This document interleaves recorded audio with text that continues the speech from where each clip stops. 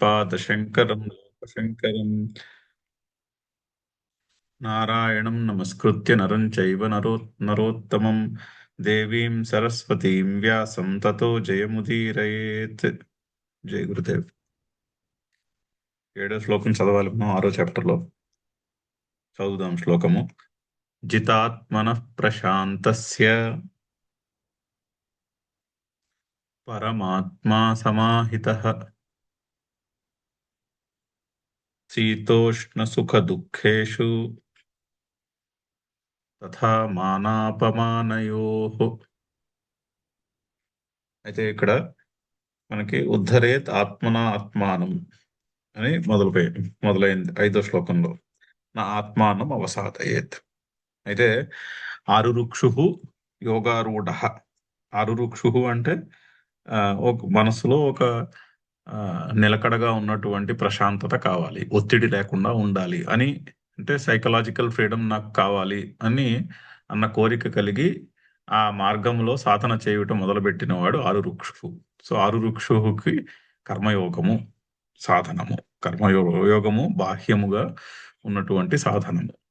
కర్మయోగం అనగా ఫలముల మీద ఆసక్తి వదిలేసి అన్ని ఈశ్వరార్పణ బుద్ధితో చేయుట. ఆంతరంగికమైన సాధన ధ్యానము. ధ్యానము కుదరాలి అంటే కర్మయోగము కొంత అనుష్ఠానం చేస్తేనే కానీ ధ్యానము కుదరదు.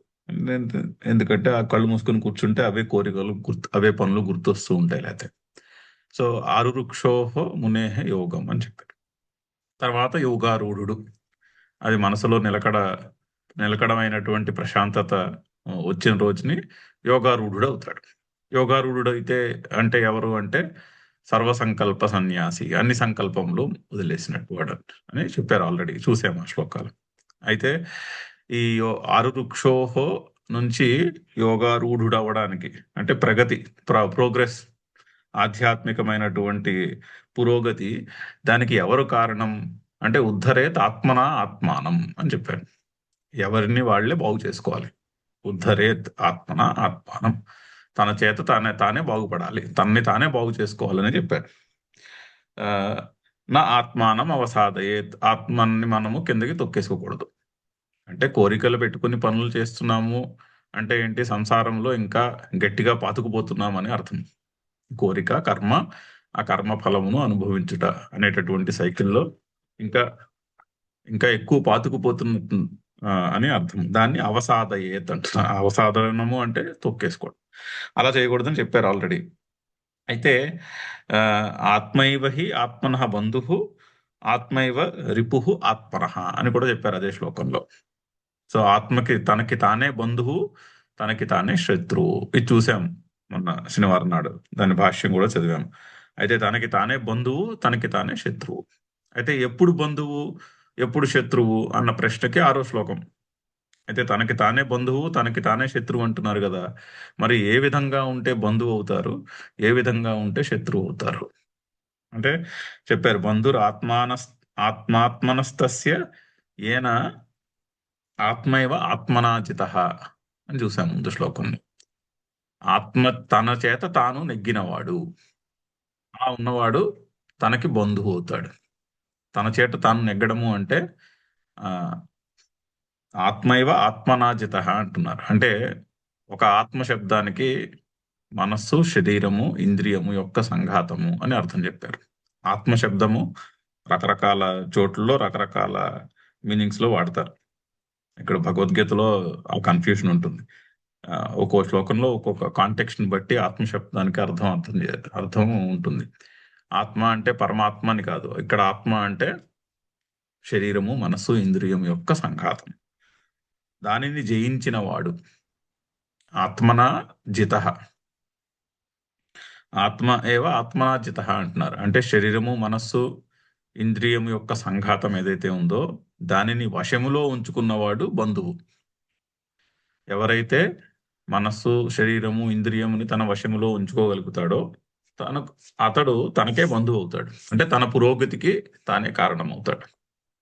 ఎవరైతే శరీరము, మనస్సు, ఇంద్రియము యొక్క వశములో ఉంటారో అతడు శత్రువు అని చెప్పారు. అది అయింది 6వ శ్లోకంలో. భగవద్గీత పుస్తకం మీద వచ్చే మన కనిపించే బొమ్మ మీద గుర్రములు, రథము, శ్రీకృష్ణుడు, అర్జునుడు, ఆ బొమ్మలో శ్రీకృష్ణుడు బుద్ధి స్థానంలో ఉన్నాడు రూపకం. ఇది చాలాసార్లు చెప్పుకున్నాం. సో శ్రీకృష్ణుని చేతిలో రథము ఉంటే అంటే గుర్రములు శ్రీకృష్ణుడు చెప్పిన మాట వింటే అంటే మనస్సు, ఇంద్రియములు యొక్క సంఘాతము, బుద్ధి చెప్పిన మాట వింటే అది బంధువు. అలా ఉన్నవాడు తనకి తాను బంధువు. అలా కాకుండా రివర్స్, గుర్రము చెప్పిన మాట సారథి వింటుంటే అంటే బుద్ధి, ఇంద్రియము, మనస్సు యొక్క కంట్రోల్లో ఉంటే అలా ఉన్నవాడే శత్రువు అని అని ముందు శ్లోకంలో క్లారిఫై చేయడం అయినది. ఇది దానికి కంటిన్యూషన్. అంటే ఈ మాటలు ఇది వరకు కూడా చెప్పారు మనకి.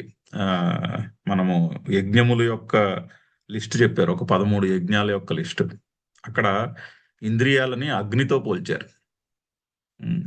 ఇంద్రియములు అగ్ని వంటివి అని చెప్పారు. అని చెప్పి శబ్దాదీన్ విషయాన్యన్యే ఇంద్రియాగ్నిషు జుహ్వతి అని చెప్పారు. అది ఒక రకమైనటువంటి హోమము. అంటే శబ్దము, రూపము, రసము, గంధము మొదలగునటువంటి విషయములు ఏవైతే ఉన్నాయో అంటే ఇంద్రియములు వేటికైతే ఆకర్షితములు అవుతాయో అవి ఇంద్రియం అనే అగ్నిలో ఆహుతి చేయాలని చెప్పారు. ఆహుతి చేయడము ఒక రకమైనటువంటి యజ్ఞము అని చెప్పారు. అయితే అక్కడ గమనించవలసింది ఏంటంటే, ఇప్పుడు అగ్ని ఉందనుకోండి, అగ్నిలో పవిత్రమైన వస్తువు వేసామనుకోండి, అగ్నిలో నెయ్యి వేశారనుకోండి, పొగ ఎక్కువ రాదు, పైగా మంచి చక్కని వాసన కూడా వస్తుంది. అదే మీరు అగ్నిలో అపవిత్రమైన వస్తువు వేశారనుకోండి, పొగ ఎక్కువ వస్తుంది, మంట తక్కువ వస్తుంది, పైగా దుర్గంధము కూడా పుడుతుంది. సో అయితే ఈ ఇంద్రియం అనే అగ్నిలో మనము పవిత్రమైనటువంటివి వేస్తున్నామా, అపవిత్రమైనటువంటివి వేస్తున్నామా అది లెక్క. పవిత్రమైనటువంటివి వేయుట అంటే ఇంద్రియమును మన వశములో ఉంచుకుని ఇంద్రియము మనం చెప్పిన మాట వినుట. అదే ఇప్పుడు ఇంద్రియము చెప్పిన మాట మనం విన్నాం అనుకోండి, అప్పుడు ఆ అగ్ని నుంచి దుర్గంధము పుడుతుంది. అదే చెప్తున్నారు ఇక్కడ కూడా. ఇప్పుడు ఫర్ ఎగ్జాంపుల్ భోజనం, నాలుక రుచికరమైనటువంటివి ఇష్టం. ఆ రుచిని మోడరేషన్లో పెట్టుకుని తిన్నాం అనుకోండి, మన జఠరాగ్ని కూడా చక్కగా ఉంటుంది, చక్కగా పనిచేస్తుంది. అదే అందులో విపరీతమైనటువంటి మసాలాలు, విపరీతమైనటువంటి నూనె ఉన్నటువంటి పదార్థాలు వేసామనుకోండి జఠరాగ్నిలో, నాలుగుకి రుచి ఇష్టమైందని, అప్పుడు పొట్టలో ఏమవుతుందో కూడా మన అందరికీ అనుభవం ఉన్నదే. సో అగ్నిలో పవిత్రమైనటువంటి వస్తువులు వేస్తున్నామా, అపవిత్రమైనటువంటి వస్తువులు వేస్తున్నామా, అది డిఫరెన్స్. పవిత్రమైనటువంటి ఇంద్రియం అనే అగ్నిలో పవిత్రమైనటువంటి వాటిని ఆహుతి చేసేవాడు తనకు తాను బంధువు అవుతాడు. ఇంద్రియం అనే అగ్నిలో అపవిత్రమైనటువంటివి ఆహుతి చేసేవాడు తనకు తాను శత్రువు అవుతాడు అని అదే మాట ఇక్కడ వేరే విధంగా చెప్తున్నారు. చాలా మంచి డిస్టింక్షన్, చాలా క్లియర్ డిస్టింక్షన్. ఇది చూసాము 6వ శ్లోకంలో. బంధురు ఆత్మాత్మనస్తస్య ఏన ఆత్మైవ ఆత్మనాజిత అనాత్మనస్తు శత్రుత్వే వర్తేత ఆత్మైవ శత్రువత్. అనాత్మన అంటే అజితాత్మన అని అర్థం చెప్పారు. ఆ శరీరము, మనస్సు, ఇంద్రియము మీద వశము లేనివాడు అని అర్థం చెప్పారు అక్కడ అనాత్మనహకి. అటువంటి వాడు తనకు తానే శత్రువు అవుతాడు. దానికి కంటిన్యూషన్లో ఉన్నటువంటి శ్లోకం ఇది. అందుకని ఒకసారి కాంటెక్స్ట్ గుర్తు చేసుకోవడం. సో జితాత్మన ప్రశాంతస్య పరమాత్మ సమాహిత శీతోష్ణ సుఖదుఃఖేషు తథా మానాపమానయో. అక్కడేమి సందులేం లేవు, అన్ని విడివిడిగానే ఉన్నాయి. సో శీతోష్ణ సుఖదుఃఖేషు తథా మానాపమానయో ప్రశాంతస్య జితాత్మన అంటే తన శరీరము, మనస్సు, ఇంద్రియము యొక్క సంఘాతము తన వశములో ఉన్నవాడని అర్థం. అంటే ఆ రూపకంలో గుర్రములు, కళ్ళెము, బుద్ధి చేతిలో ఉన్నాయి. అది జితాత్మన అంటే. జితాత్మన ఏ ప్రశాంతస్య ప్రశాంతముగా ఉండు అని యొక్క ఎప్పుడు ప్రశాంతముగా ఉండుట శీతోష్ణ సుఖ దుఃఖేషు తథా మానాపమానయోహో. శీత శీతము, ఉష్ణము, సుఖము, దుఃఖము. ఈ పదం మనకి 2వ చాప్టర్లో కూడా వచ్చింది. శీతోష్ణ సుఖ దుఃఖాలు. ఆ, అవి శీతోష్ణ సుఖ దుఃఖాలు అవి ఏమీ అబ్సల్యూట్ కాదుగా, అవన్నీ రిలేటివ్. ఒక చలికాలంలో వేడి సుఖమునిస్తుంది, అదే వేడి ఎండాకాలంలో దుఃఖాన్ని ఇస్తుంది. సో శీతోష్ణ సుఖ దుఃఖాలు అవి అబ్సల్యూట్ ఏం కాదు, అవి అవి రిలేటివ్. ఒకసారి అదే వస్తువు సుఖాన్ని ఇస్తుంది, అదే వస్తువు ఇంకొకసారి దుఃఖాన్ని ఇస్తుంది. అది కూడా సుఖము దుఃఖము అన్నది మన మనసులో ఉన్నటువంటి సంస్కారాన్ని బట్టి ఉంటుంది. మన మనసులో ఉన్న సంస్కారాలను బట్టి ఒక విషయం సుఖమా దుఃఖమా అన్నది తేల్చబడుతుంది. కానీ బయట వస్తువులోనో, విషయంలోనో, సంఘటనలోనో, వ్యక్తిలోనో ఉండవు అవి అని ఇదివరకు కూడా చెప్పారు. సో అందుకని శీతోష్ణ సుఖ దుఃఖముల యందు, అలాగే మాన అపమానయోహో, నిందయందు పొగడ్తయందు కూడా, వాటి యందు ప్రశాంతస్య ప్రశాంతముగా ఉండు అని యొక్క వానికి పరమాత్మ సమాహిత, వానికి పరమాత్మ చేరువై ఉంటాడు. అంటే సమాహిత అంటే ఇప్పుడే ఇక్కడే అనుభవంలోకి వస్తాడని అర్థం. పరమాత్మ అంటే తన స్వరూపమైనటువంటి తన ఆత్మస్వరూపం ఏదైతే ఉన్నదో అది ఇప్పుడే ఇక్కడే అనుభవానికి వస్తుంది. అంటే చాలా దగ్గరగా ఉంటాడు అని అర్థం.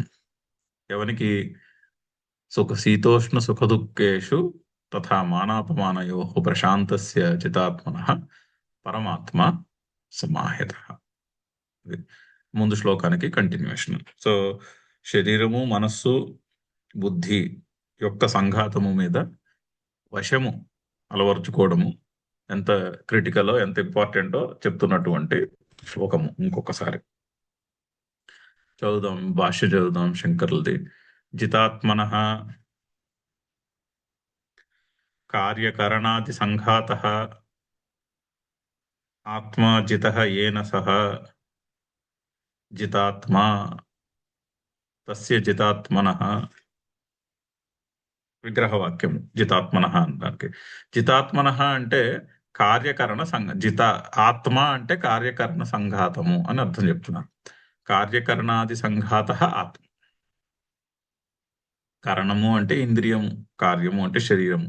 సో శరీరము, ఇంద్రియము మొదలగు సంఘాతము అంటే మనస్సు, శరీరము, ఇంద్రియము, దానికి ఆత్మ అని వ్యవహరిస్తున్నారు ఆ సంఘాతాన్ని. సో కార్యకరణాది సంఘాతః ఆత్మ. ఆత్మా జితః ఏన సహ, ఆత్మ ఎవని చేతైతే జయింపబడినదో, అంటే కార్యకరణ సంఘాతము మీద ఎవనికైతే వశము ఉన్నదో అతడు జితాత్మ. తస్య వాని యొక్క జితాత్మన, ఎందుకంటే షష్ఠి ఏకవచనంలో ఉంది జితాత్మన. సో విగ్రహవాక్యం చెప్పి దాన్ని విభక్తి మార్చాలి. అందుకని తస్య జితాత్మన. అటువంటి వాని అంటే వానికి దానికే ఇంకొక పర్యాయ పదము ప్రశాంతస్య ప్రసన్నాంతఃకరణస్య సతః సన్యాసినః. అంటే ప్రసన్నమైనటువంటి అంతఃకరణము కలవాడు, అంటే అంతఃకరణములో వికారము లేనివాడు అని అర్థం. వికారము పుట్టనివాడు అంటే మన బయట విషయములు ఎలా ఉన్నా సరే మనసులో వికారం ఉండదు. అటువంటి వాడు ప్రశాంతస్య, అటువంటి వాడు ప్రశాంత అని పేరు అటువంటి వానికి. సో ప్రసన్న అంతఃకరణస్య సతః సన్యాసినః, అతనికే సన్యాసి అని కూడా పేరు. మనసులో ఎటువంటి వికారము లేదు అంటే మనసులో ఎటువంటి సంకల్పములు లేవని అర్థం.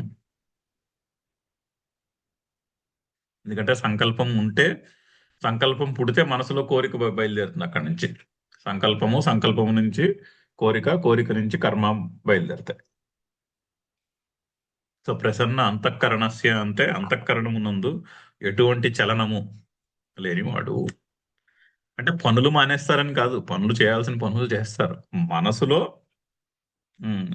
ఒక రకమైనటువంటి హడావిడి, ఒక రకమైనటువంటి ఆందోళన, భయము అవన్నీ ఉండవు. చేయాల్సిన పనులు చక్కగా చేస్తూ ఉంటారు. పనులు ఏమన్నా చేయాల్సి ఉంటే లేచి చక్కగా వాళ్ళ పనులు వాళ్ళు చేస్తారు. కానీ మనసులో ఎటువంటి ఒత్తిడి, హడావిడి లేకుండా ఉండేవాళ్ళు అని అర్థం. అటువంటి వానికే సన్యాసి అని కూడా ఆ, సన్యాసి అని కూడా ఎక్స్ప్లెయిన్ చేశారు ఇదివరకు. సో సన్యాసిన పరమాత్మ సమాహిత సాక్షాత్ ఆత్మభావేన వర్తతే ఇత్యర్థః. సమాహిత అనడానికి ఎంత చక్కని అర్థం చెప్తున్నారు శంకర్లు. సాక్షాత్ ఆత్మభావేన వర్తతే ఇత్యర్థ. సో పరమాత్మ సమాహిత, పరమాత్మ సాక్షాత్ ఆత్మభావేన వర్తతే. సాక్షాత్తు తన తన ఆత్మస్వరూపమై ఉంటాడు పరమాత్మ అని తన అనుభవంలోకి వస్తూ ఉంటుంది. అంటే కదా సాక్షాత్తుగా అంటే అనుభవంలోకి రావడం అని అర్థం. సాక్షాత్తుగా సాక్షాత్తుగా తెలుసుకోవడం అంటే ఏంటి? సాక్షాత్తుగా అంటే అనుభవపూర్వకంగా తెలుసుకోవడం అని అర్థం. సో సాక్షాత్ ఆత్మభావేన వర్తతే, నా స్వరూపమే ఆ పరమాత్మ అని తెలుస్తూ ఉంటుంది ఎవనికి? ప్రశాంతంగా ఉన్నవాడికి. కించ శీతోష్ణ సుఖ దుఃఖేషు తథా మానాపమానే చ మానాపమానయోః పూజా పరిభవయోః సమః స్యాత్. అంతేకాకుండా శీతోష్ణ సుఖదుఖముల యందును అలాగే మాన అపమానముల యందు కూడా పూజ, మానాపమానయోకి పూజ పరిభవము, మానాపమానముల యందు కూడా సమః స్యాత్, మనసులో సమత్వము ఉండదు. సో శీతోష్ణ సుఖదుఖములు మనస్సులో వికారమును కలిగించవు, అలాగే మాన అపమానములు కూడా మనసులో ఎటువంటి వికారమును కలిగించవు. పొగిడినా ఓకే, నిందించినా కూడా ఓకే, తాను చేయవలసింది ఏదో తాను చేసుకుని ముందుకెళ్తాడు అని అర్థం. సో జితాత్మన, చదువుదాం శ్లోకం ఒక్కసారి. జితాత్మన ప్రశాంతస్య పరమాత్మా సమాహితః శీతోష్ణ సుఖ దుఃఖేషు తథా మానాపమానయోః జ్ఞాన విజ్ఞాన తృప్తాత్మా కూటస్థో విజితేంద్రియః యుక్త ఇత్యుచ్యతే యోగి సమలోష్టాశ్మకాంచనః.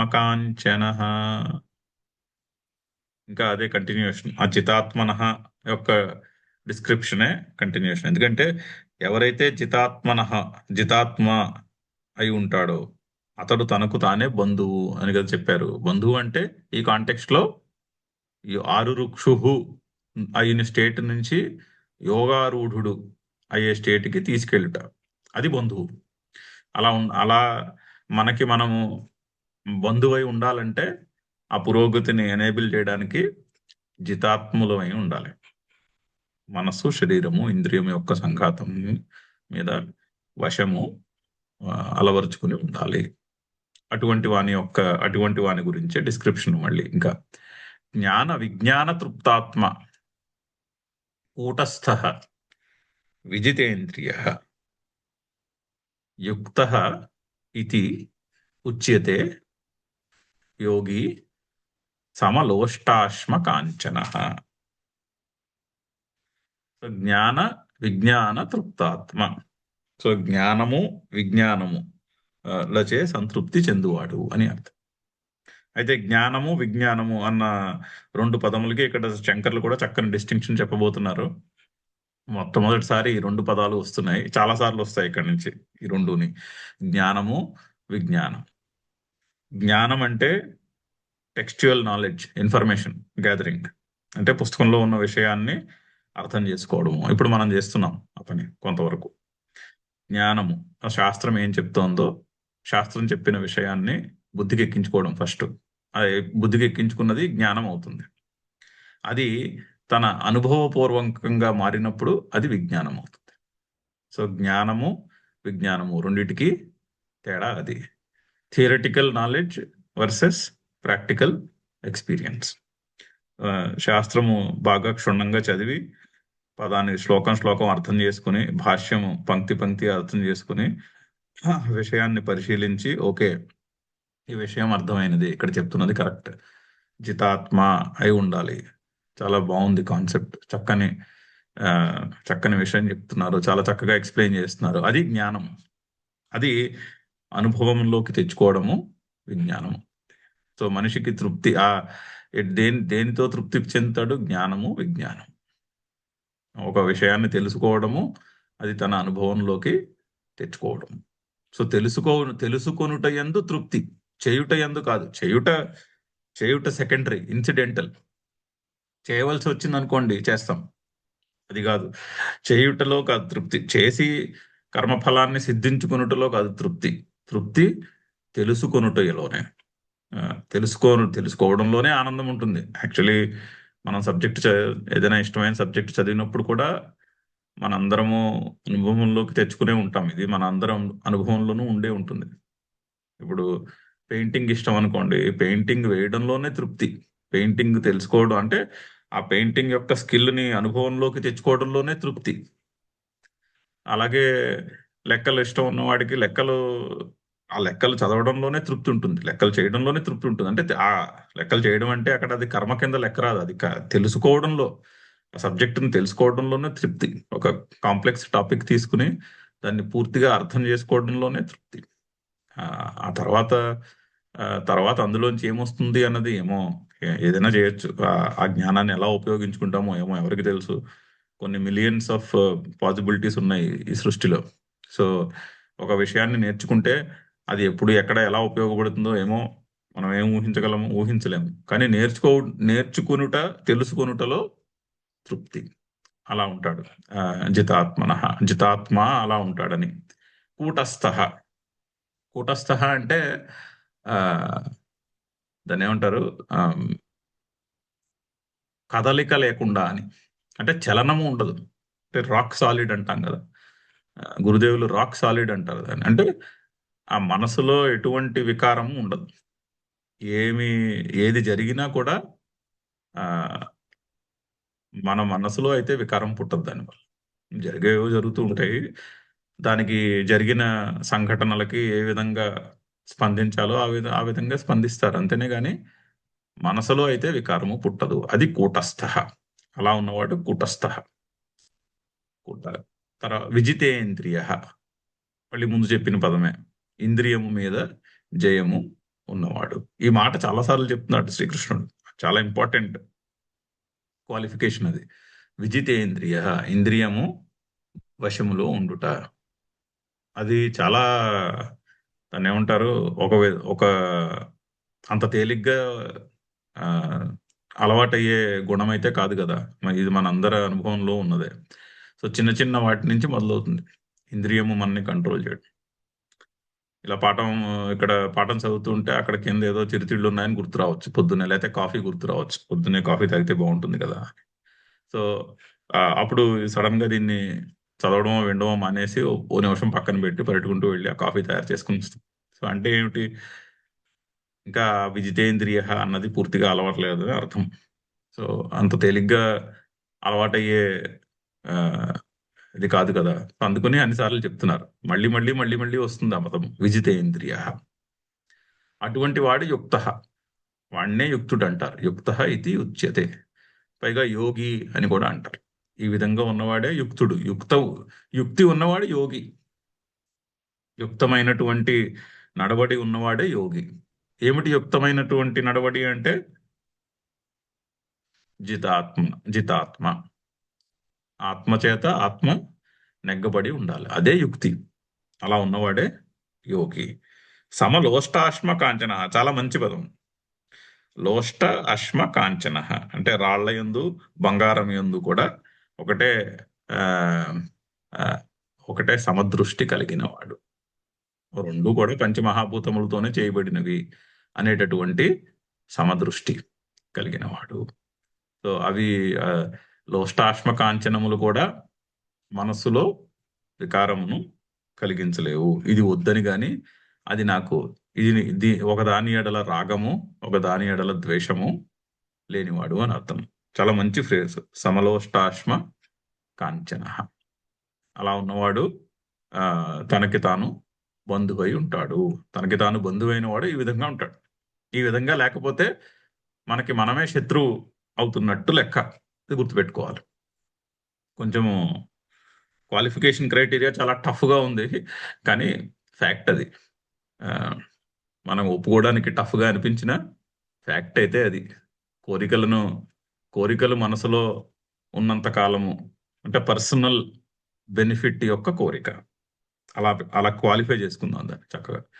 పర్సనల్ బెనిఫిట్, నాకేదో ఇంకా ఏదో నేను సంపాదించేసేయాలి, నా నా గురించి లేకపోతే నా వాళ్ళ గురించి, నేను నాది అనే అనే సెంటర్ చుట్టూ కోరికలు ఎంత మేరకు ఉంటాయో అంత మేరకు మనకి మనమే శత్రువులము. అది ఆ, ఒప్పుకోవడానికి మనసు ఒప్పదు, కానీ ఫ్యాక్ట్ అది. ఇక్కడ శ్రీకృష్ణుడు మళ్ళీ మళ్ళీ మళ్ళీ మళ్ళీ చెప్తున్నటువంటి మాట అయితే అదే. ఆ నేను నాది అనే సెంటర్ చుట్టూ ఒక లిమిటెడ్ సర్కిల్ పెట్టుకుని, నేను నాది అనే ఒక లిమిటెడ్ సర్కిల్కి సంబంధించినట్టు సంబంధించినటువంటి కోరికలలో ఎప్పుడు ఉంటాం, ఇంకా అంత కోరికల్లోనే ఉంటాము. ఎంత మేరకు జీవితంలో నేను నాది అన్నది డ్రైవ్ చేస్తోందో మన జీవితము, అంత మేరకు ఆ, మనము మనకి మనమే శత్రువులము. అర్జునుడి ప్రాబ్లం కూడా అక్కడే స్టార్ట్ అయింది కదా, నేను నాది అన్న డెఫినేషన్తో స్టార్ట్ అయింది కన్ఫ్యూజన్. శంకర్ల భాష్యం కూడా ఈ నేను నాది అనేది ఒక రకమైన ఒక అజ్ఞానము అంటూ మొదలు పెట్టారు. భాష్యం భాష్యం మొదలైనప్పుడే మొదలైంది. అది చెప్తున్నారు, ఆ నేను నాది అనే సర్కిల్ డిజాల్వ్ చేసేయాలి. కోరికలు అంటూ ఉంటే పెద్ద పెద్ద కోరికలు ఉండాలి, అంటే లోక సంగ్రహానికి సంబంధించినటువంటి కోరికలు ఉండాలి. కానీ నేనేదో నేను నా నా గురించి నా వాళ్ళ గురించి ఏదో ఆ, చేసేయాలి అనే కోరికలు ఉంటే మరి మనసులో ఉండకూడదని కాదు, ఉండొచ్చు. ఉంటే మనకి మనమే శత్రువులు అయినట్టు లెక్క. అది ఆలోచించుకుని ఆ, మనం జీవితం యొక్క పర్స్పెక్టివ్ని డిసైడ్ చేసుకోవాలి. మనం ఏ పర్స్పెక్టివ్లో ఉంటాము అన్నది డిసైడ్ చేసుకోవాలి. ఏ పర్స్పెక్టివ్ నుంచి ఇక్కడ దాకా వచ్చినా ఓకే, అది అయిపోయింది ఏదో అయిపోయింది కదా.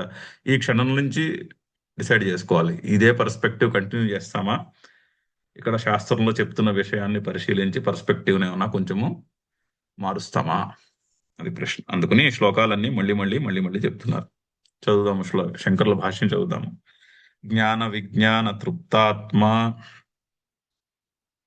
జ్ఞానం శాస్త్రోక్త పదార్థానాం పరిజ్ఞానం. శాస్త్రము చెప్పినటువంటి పదార్థములు అంటే విషయముల యొక్క పరిజ్ఞానము. ఏ శాస్త్రమైనా అయి ఉండొచ్చు. ఇక్కడ భగవద్గీత శాస్త్రమై ఉండొచ్చు, లేదా ఫిజిక్స్, కెమిస్ట్రీ, బయాలజీ, ఆర్ట్, ఏదైనా అయి ఉండొచ్చు. ఏ శాస్త్రమైనా అయి ఉండొచ్చు. శాస్త్రోక్త పదార్థానాం పరిజ్ఞానం, థియరటికల్ నాలెడ్జ్. విజ్ఞానం తు శాస్త్రతః జ్ఞాతానాం తథైవ స్వానుభవకరణం. విజ్ఞానం అంటే శాస్త్రతః జ్ఞాతానాం, శాస్త్రమును చదివి తెలుసుకున్న వాటి యొక్క తథైవ స్వ అనుభవకరణం, వాటిని అనుభవంలోకి తెచ్చుకోవడం.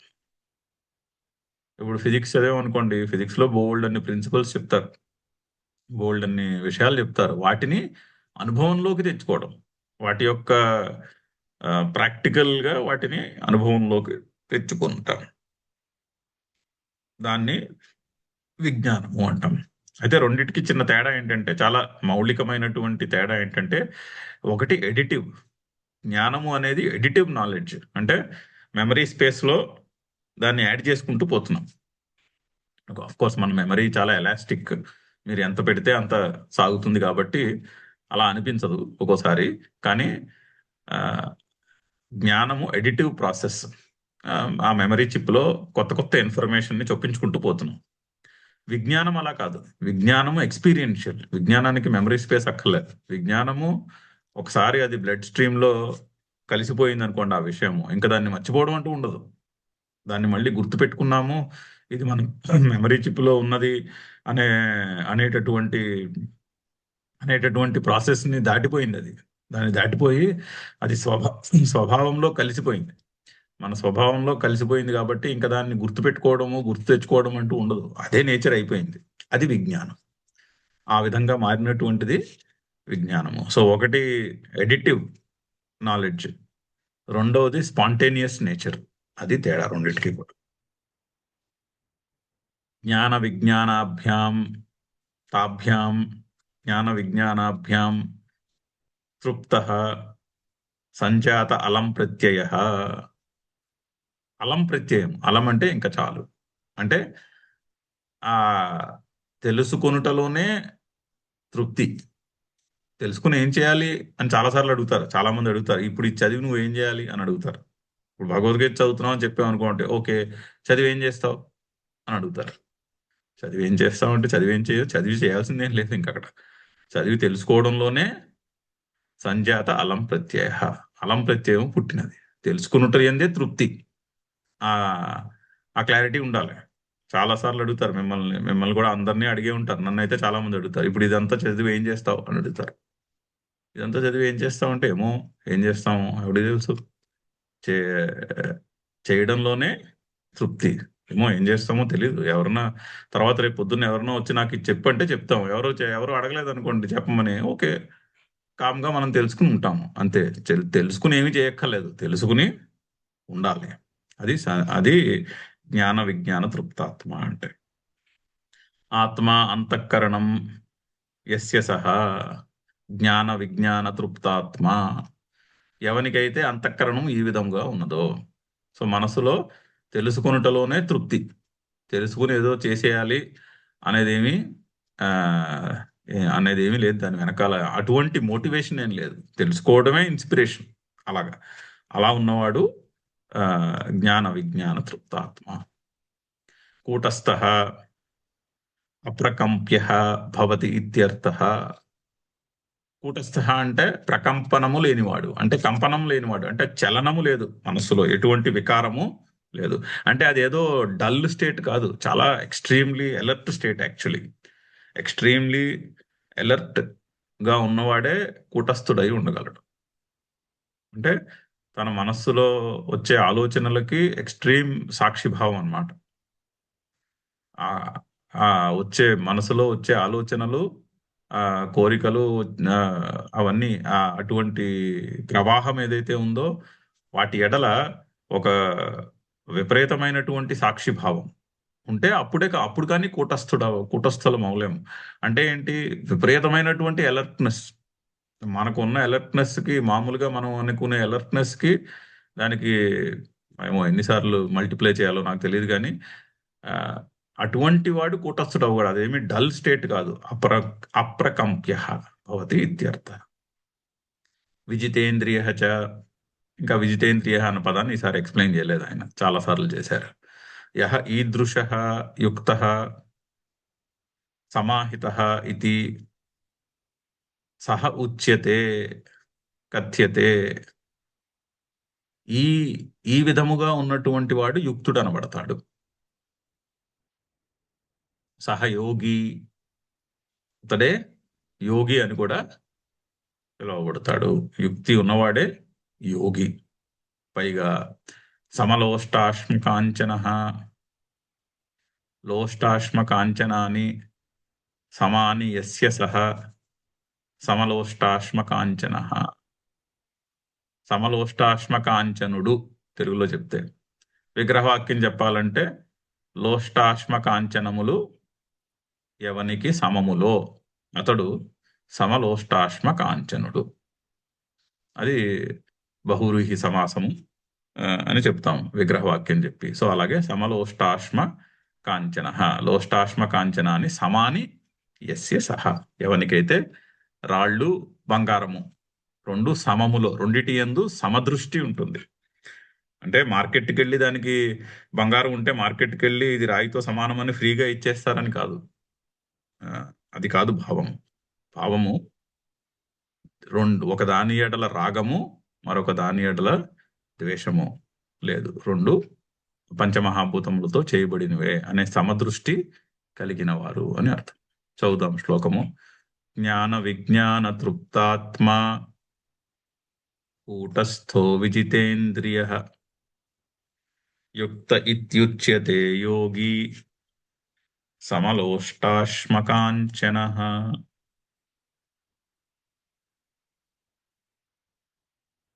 సుహృన్మిత్రార్యుదాసీన మధ్యస్థద్వేష్య బంధుషు సాధుష్వపి చ పాపేషు సమబుద్ధిర్విశిష్యతే. ఇంచ అవతారిక అంటే ఇంతే కాకుండా ఇంకా ఉంది చెప్పవలసింది. ఏమిటి? సుహృత్, మిత్ర, అరి, ఉదాసీన, మధ్యస్థ, ఆ, మధ్యస్థ, ద్వేషు, బంధుషు. ఏమిటి? ఓకే. ఓకే. మధ్యస్థ ద్వేషు ఒకటి, బంధుషు ఒకటి. ఓకే. సో సుహృద్, మిత్ర, అరి, ఉదాసీన, మధ్యస్థ ద్వేషు అంతవరకు ఒక పదం. తర్వాత బంధుషు, బంధువులు, బంధుషు ఇంకొక పదం. సాధుషు అపి చ పాపేషు సమబుద్ధి విశిష్యతే. సుహృత్ అంటే మన మంచి కోరేవాడు, అంటే తిరిగి ఆ ప్రత్యుపకారాన్ని ఆశించకుండా మన మంచి కోరేవాడు సుహృత్. మిత్రుడు అంటే తెలిసినదే. అరి అంటే శత్రువు. ఉదాసీన అంటే ఇండిఫరెంట్ గా ఉండేవాడు. అంటే ఇద్దరు దెబ్బలాడుకుంటున్నారు అనుకోండి, ఇద్దరి ఇద్దరి పక్ష అంటే ఎవడు నెగ్గినా నాకు ఓకే అన్నట్టు ఉండేవాడు. అది దాన్ని ఉదాసీన అంటారు. ఉదాసీన అంటే ఇండిఫరెంట్ గా ఉండడం. అలాగే మధ్యస్థుడు ఉంటాడు. మధ్యస్థుడు అంటే ఇద్దరు దెబ్బలాడుకుంటున్నారు అనుకోండి, ఇద్దరు మంచి కావాలి వాడికి, వీడు ఓడిపోకూడదు వాడు ఓడిపోకూడదు అనే దృష్టి ఉన్నవాడు వాడు మధ్యస్థుడు. ఇద్దరికి తేడా ఉంది, ఉదాసీనుడికి మధ్యస్థుడికి. ఉదాసీనుడు అంటే నాకు పట్టదు, ఆ, ఎవరో ఒకళ్ళు నెగ్గుతారులే, నాకు పట్టదు అనుకునేవాడు.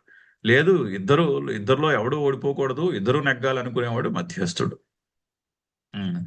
ఆ, ద్వేష్య, ద్వేష్య అంటే ద్వేషము కలిగిన వారి యందు.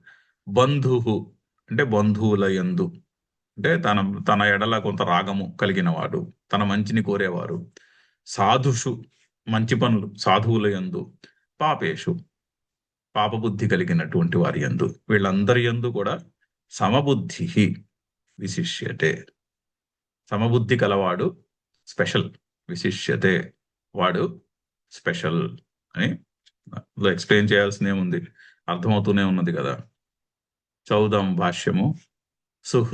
సుహృదిత్యాది శ్లోకార్థం ఏకం పదం. ఆ పైన ఉన్నటువంటి ఫస్ట్ లైన్ లో ఉన్నదంతా కూడా ఒకటే పదం అంటున్నారు. ఆ, శ్లోకంలో అర్థం చెప్పుకోవడానికి అదంతా ఒకటే పదం కింద చదువుకోవాలి. అదంతా ఒక్క సమస్త పదం. సుహృద్, మిత్రార్యుదాసీన, మధ్యస్థ, ద్వేష్య, బంధుషు ఒకటే పదం. అదంతా ఒక పదం కిందే అర్థం చెప్పుకోవాలి అని చెప్తున్నారు. సో సుహృత్ ఇది ప్రత్యుపకారం అనపేక్ష ఉపకారకర్త. సో ప్రత్యుపకారాన్ని అపేక్షించకుండా ఉపకారము చేయువాడు, ఎక్స్పెక్టేషన్ ఏమీ లేకుండా మన మంచి కోరేవాడు. మిత్రం స్నేహవాన్. మిత్రుడు అంటే మనందరికీ తెలిసిందే. స్నేహవాన్, స్నేహము అంటే కొంత రాగము ఉన్నవాడు. స్నేహము అంటే కొంచెము అలా జిడ్డులో అతుక్కోవడం, దానికి స్నేహము అనే సంస్కృతంలో అర్థం. అరిహి శత్రువు. అరిహి అంటే కూడా అందరికీ తెలిసిందే, శత్రువు. ఉదాసీన నా కస్యచిత్ పక్షం భజతే. ఎవడి పక్షము తీసుకోడు, అతనే అటువంటి వాడు ఉదాసీన. మధ్యస్థ యహ విరుద్ధయోః ఉభయోః హితైషి. అంటే ఇద్దరు దెబ్బలాడుకుంటుంటే ఇద్దరు మంచి కోరుకునేవాడు మధ్యస్థ. యహ ఉభయోః హితైషి, ఇద్దరి యొక్క హితమును కోరుకున్నవాడు. ఎవరిలో? విరుద్ధయోః, విరుద్ధమైన పక్షంలో ఉండేవారి ఇద్దరి యొక్క మంచి కోరుకున్నవాడు మధ్యస్థ. ద్వేష్య ఆత్మన అప్రియ, మనకి అప్రియమైనటువంటిది చేసేవాడు ద్వేష్యుడు. అలాగే బంధువు ఆల్రెడీ ముందు చెప్పుకునే ఉన్నాము. బంధువు అంటే మంచి చేయువాడు. ఇత్యేతేషు వీళ్ళందరూ ఎందు కూడా. ఇంకా ఎవరు ఎందు? సాధుషు అంటే వర్తిషు అంటే శాస్త్రమును అనుసరించి ఉండేవాడు సాధువు. శాస్త్రం ఏ విధంగా చెప్తోందో ఆ విధంగా ఉండేవాడు సాధువులు. అపిచ పాపేషు ప్రతిషిద్ధ కర్మకారిషు అంటే ప్రతిషిద్ధములైనటువంటి కర్మలు చేయువాడు పాపేషు వాళ్ళందరి యందు కూడా. సర్వేషు ఏతేషు సమబుద్ధి అని. కహ కర్త కిం కర్మ ఇది అవ్యాపృత బుద్ధి. ఇత్యర్థ. ఎందుకు అలా ఉండగలుగుతున్నాడంటే అతనికి ఆత్మస్వరూపం అంటే ఏమిటో తెలుసు. అంటే వీళ్ళంలో ఎవరు కూడా కర్త కాదు అని తెలుసు. అంతలోనూ కూడా కర్త ఆ పరమాత్మయే అని తెలుసు. ఎవరు కర్తలు కాదు, కానీ వీళ్ళు అజ్ఞానములో ఉండి ఆ విధంగా చేస్తున్నారు. వీళ్ళు అజ్ఞానంలో ఉండి నేను కర్తను అనుకుని ఆ పైన చెప్పినటువంటి వాళ్ళ విధముగా వాళ్ళు ఆ, వాళ్ళ నడవడి ఆ విధంగా ఉన్నది. ఎందుకు అంటే వాళ్ళలో కర్తృత్వ భావము ఉండి వాళ్ళు అలా చేస్తున్నారు. అంటే వాళ్ళు అజ్ఞానముతో చేస్తున్నారే కానీ పరమార్థత ఎవరు ఏమీ చేయట్లేదు. పనులు జరుగుతాయే గాని ఇక్కడ సృష్టిలో పనులు జరుగుతాయి కానీ పనులు ఎవరు చేయరు. చేస్తున్నారు అనుకుంటే వాళ్ళు అజ్ఞానముతో అలా అనుకుంటున్నారు అని ఒక రకమైనటువంటి కారుణ్య భావముతో ఉంటారు. అందుకని అందుకని వాళ్ళకి సమబుద్ధి ఉంటుంది. విశిష్యతే విముచ్యతే ఇతివా పాఠాంతరం. కొన్ని పుస్తకాల్లో విముచ్యతే అని కూడా ఉంది అని చెప్తున్నారు. రెండు కరెక్టే. సమబుద్ధి విశిష్యతే, సమబుద్ధి కలిగినటువంటి వాడు స్పెషల్, అలా చెప్పుకోవచ్చు. లేకపోతే సమబుద్ధిర్ విముచ్యతే అని కూడా చెప్పుకోవచ్చు.